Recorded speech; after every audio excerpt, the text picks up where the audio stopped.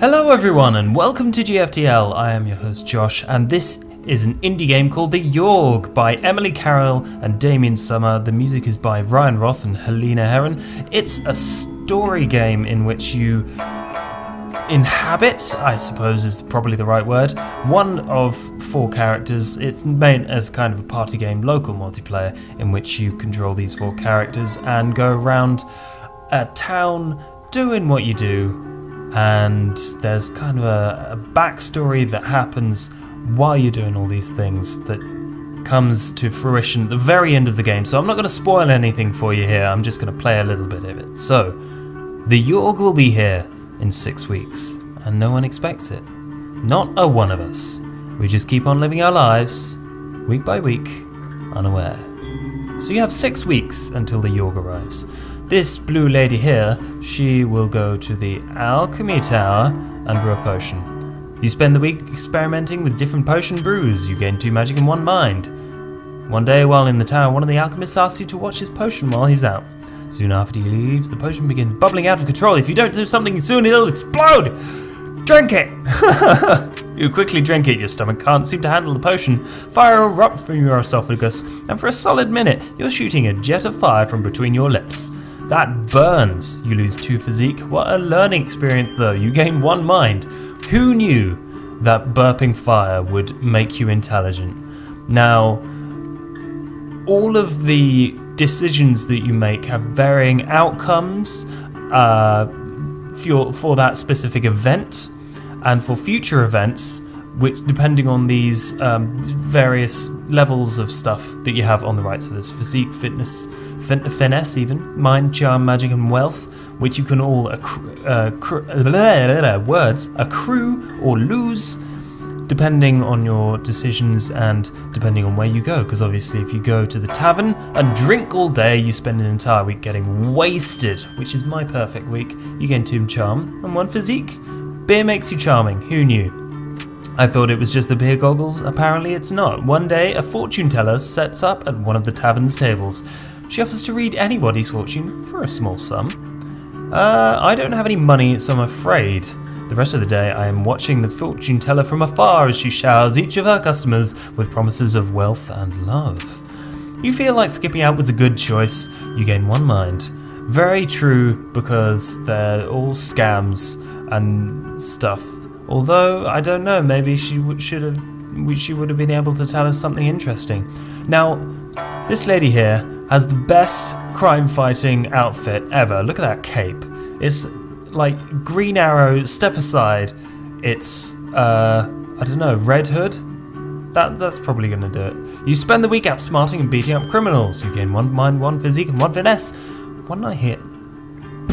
Pardon me. One night you hear cheering coming from an alleyway. Peering in, you see a crowd of men cheering on dogs violently ripping each other apart. Hooray! One of the men spots you and asks, "Oi, would you like to participate in our little betting game?" I don't have any money, so I can't bet on the dog fights.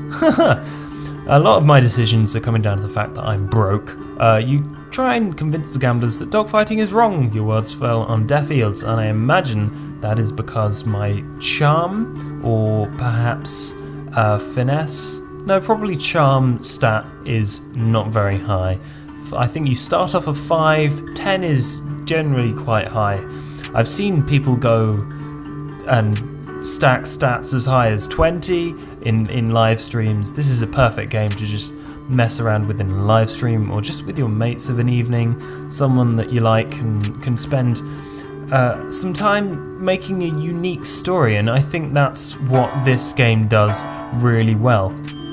It makes a story that's unique to that playthrough, because there are multiple outcomes for the ending as well. There are different endings and things like that.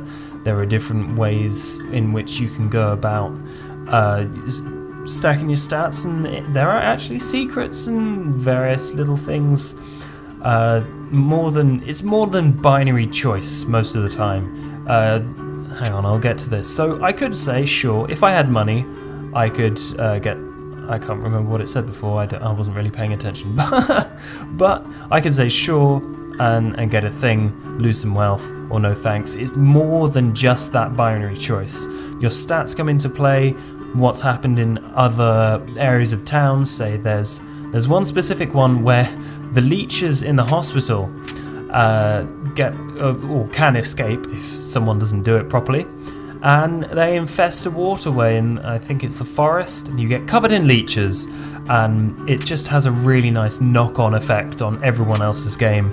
And even though you can be a perfect person, another player can come along and be a right douchebag at the very end and ruin it for everyone, and it's always a good laugh. The writing is just really, really cool in this.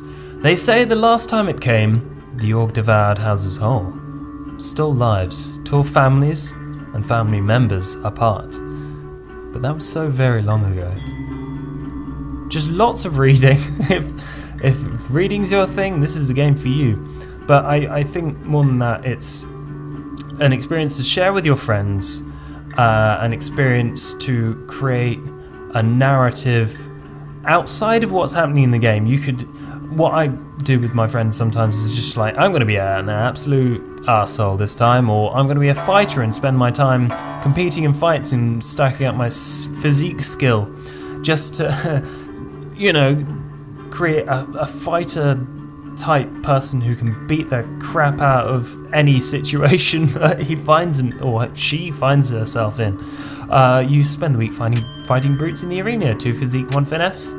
While wandering around the halls between the matches, you spot your former lover, Kelly. An awkward exchange happens in which you want to know how the other's doing without seeming to care too much. After a few minutes, Jean, one of the most popular fighters in the arena, butts into the conversation. Hey Kelly, sorry to interrupt, but we've got to leave right away if we want to make it to your mother's in time. Apparently Jean is an Elvis impersonator. You say an awkward goodbye as they walk off holding it. How do you feel?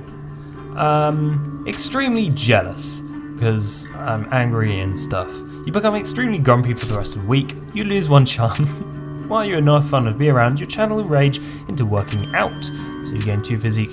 A lot of the times, I've heard the developer Damien Summer say he tries to put a positive spin on some of the negative things that can happen.